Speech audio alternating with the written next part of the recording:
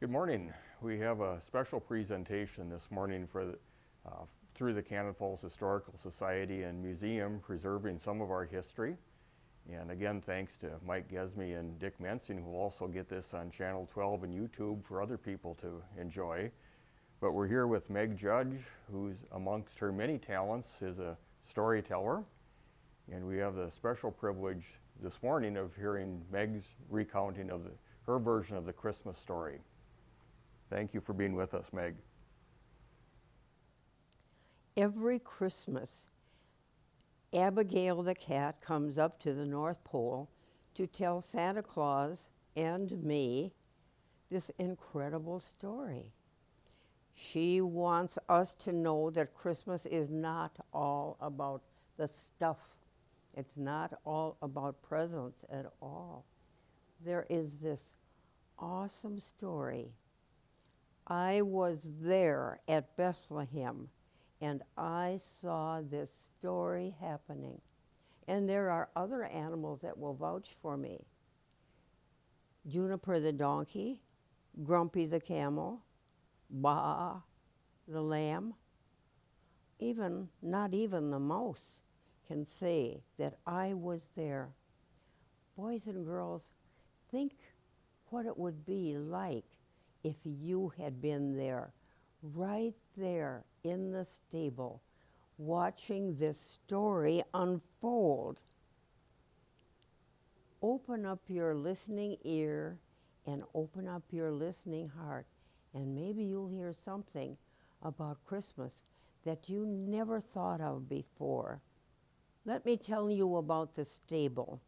The stable where I lived was warm and cozy, and we had such a good time there. The spiders had beautiful artwork all over the ceiling, and the lambs played with the kittens, and the oxen gave velvet kisses, and the birds stayed out of sight. And those mice, they were so cowardly. They went hiding in every little place that they could find. Not even the mouse was there. In this stable, we weren't all alike. Some of us were different, but we accepted everyone with their differences in that stable. Now, I had 5 hungry kittens, and it was, in fact, I even called one of them Tornado, but it kept me busy trying to get food for them. And because the mice were such cowards and always ran, I had to go over to Mr. Mean at the inn and sometimes see if I could get some food over there. But he was so selfish.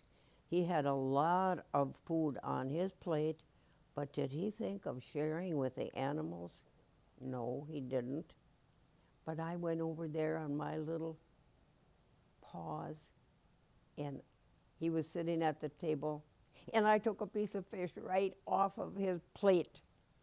But boy, did I suffer because he whacked my paw a good one.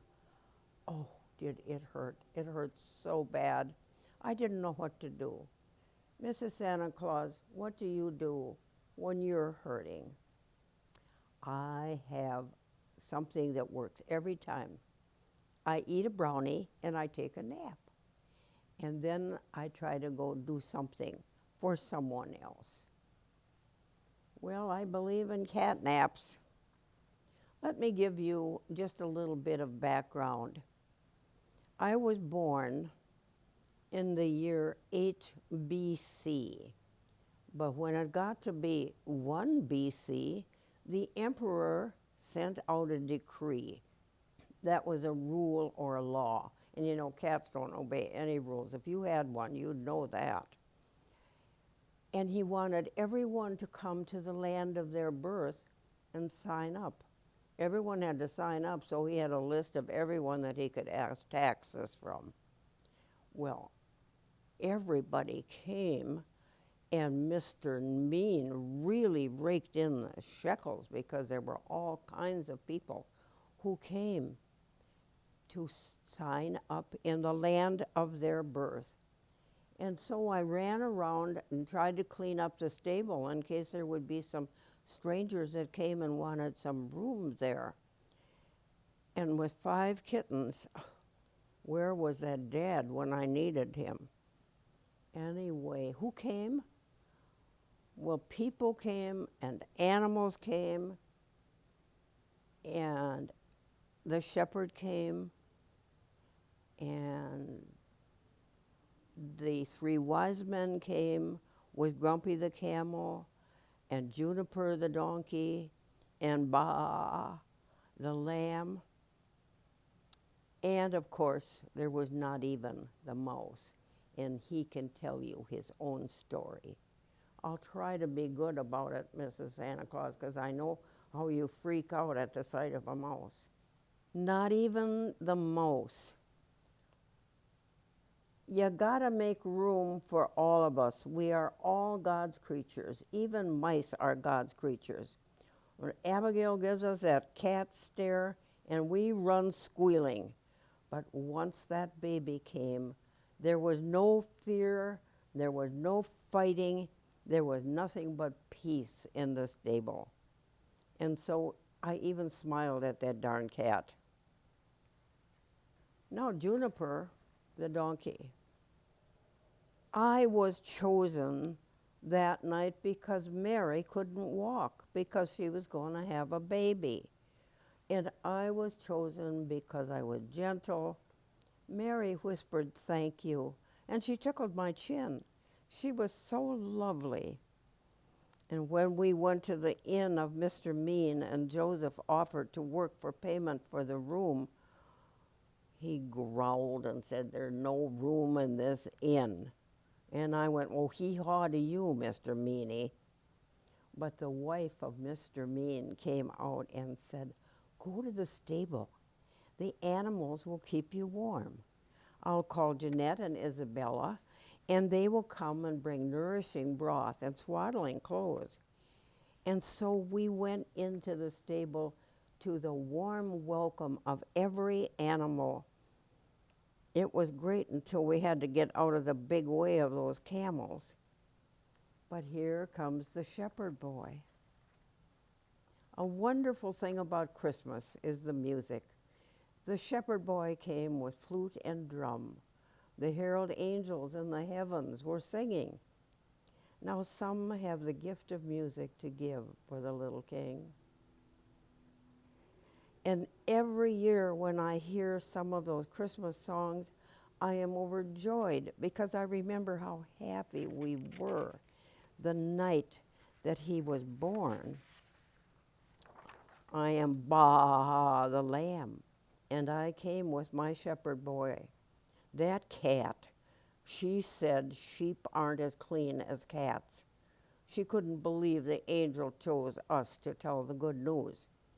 In the temple, they won't let us in. They say our clothes aren't good enough, that we smell of the barnyard. Hey, King David was a shepherd. And I said to baby Jesus, "We are your sheep. We are your lambs. When you call us, we hurry to your side. You are like a good shepherd." That's what I'll call you, Good Shepherd. And my shepherd boy played his flute and his drum, and his beautiful music made the God-child smile. Oh, boys and girls, wouldn't you like to do that too? Sing Christmas songs and make the child Jesus smile? One of the best things about Christmas is the light of that star. And if the star could talk, I know what it would say. I lit up the heaven to show the light of the world was born. I saw Grumpy the camel and led him here. I saw Juniper hee-haw in the face of Mr. Mean when he said there was no room in the inn. I dimmed my shining light then in protest. I saw mice and cats smiling at each other in the presence of the child. I saw the innkeeper's wife give her blue mantle to Mary. I saw Abigail dance with her broken paw healed by touching the baby. I saw the women at the crib with their gifts. Didn't I give out the most beautiful light ever, Abigail? Yes, you know I did. Were there women at the crib? Of course there were women at the crib. They were there bringing presents to the baby. They brought nourishing broth, and they brought swaddling clothes, and they had their own little gifts that they brought. They brought things from their own backyard. They had a fig tree, and they had a date tree, and they had an olive tree. So they brought a fig, and when I looked at that fig, it had little contours in it. It looked like a world. And I watched them put like the whole world at the feet of the baby. And then the ones that had the dates opened up the dates. And if you take the stone out of the dates and you press them out, looks like a heart. And so they came and they brought a lot of hearts and laid them at the feet of the baby. And one of the women took an olive branch and made a crown and brought a crown and crowned him king. And I know there were women at the crib, Abigail, because every time there's a baby born at the North Pole, Santa Claus sends me over with a hot dish. Well, here come Jesus, Mary, and Joseph. And you should have seen and felt the love in the stable when they watched that baby being born. It was like a quiet blessing all over in the stable. And what can I say about Mary's face? It was radiant. She was so sweet and so lovely. And the babe, what can I tell you about the babe? Perfectly proportioned. And what color was he? Ivory, golden, sometimes light, sometimes dark. That baby could be any color your eyes told it to be. And there was a light, a blue luminous light. It didn't come from anywhere. It seemed to come from that baby, lighting up a dark place. I'm Grumpy the Camel, and I'll tell my own story, thank you. My name is Grumpy, and I earned it because I was owned by somebody who bossed me around. I traveled with my brothers Bumpy and Slumpy, and with 3 wise men, Melchior, Balthazar, and Gaspar. Wise, I have more wisdom in my 5-centimeter head than they have. Get this, we tramped without a compass, no map, no instrument. We followed a star all over the eastern continent. No clue where we were. Through the desert and the wind and the sand, and the light from that darn star kept shining in my eyes. I kept yelling, turn down the light. My eyes are all rheumatism-y. Not only does the star dictate to us, but the government does too. Don't listen to nobody today. It's taxes, taxes, taxes. Go pay your taxes in the land of your birth. One diddly decree after another. The government gets you coming and going. Then it was gifts, gifts, gifts. Arabia, Egypt, Africa, gotta get just the right gift. Tired as I am, when we get wherever we're going, I'm expected to go down on my arthritic knees. Camels are expected to kneel, you know. Holy dates and figs, when I get down, I can't get up again.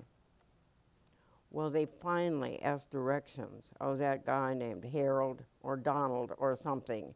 It was somebody who didn't want to hear about any king that wasn't him. I trust all the directions we were getting from him when I can pass through the eye of a needle. So we kept on and going on to Bethlehem. Can anything good come out of Bethlehem? I couldn't believe it when I saw it. We came all this way for a smelly old cave and a kid. To make matters worse, I wanted my share of the hay. After that goat Eulabaka got into it, there weren't any nibbles left. I nuzzled the baby with my camel nose and said, "Budge over, baby. Give Grumpy some munchies of the good stuff." Well, I wonder what they put in that hay, because it made me feel good all over. I asked that baby, "Who are you?" "Oh, are you my God? Ho, ho, ho, holy." And I went down on my knees, and ever since then I have been called Jolly, no more Grumpy. The baby opened his eyes, and Mary kissed him, and she called his name Jesus. Do you like the name Jesus, Mrs. Santa Claus? Yes, I do. And that name should always be spoken with reverence. You should say it just the way Mary said it to Jesus that day. Well, that made me smile. So I went over and laid down near the baby, and I said, "My paw hurts." And the baby touched my paw, and it was instantly healed. And I got up and I went out and I danced in the starlight for the rest of the night. That star was like blue velvet, and then pretty soon the silence of the night stopped and the sun came out, and I could see that even the sun loved him. There were radiant sunbeams in the form of a cross on the baby. I wonder what omen this is. I hope it's not a bad one. I don't know how anyone could hurt someone who was so full of goodness as this baby. But I will always remember the sunlight in a cross on that baby.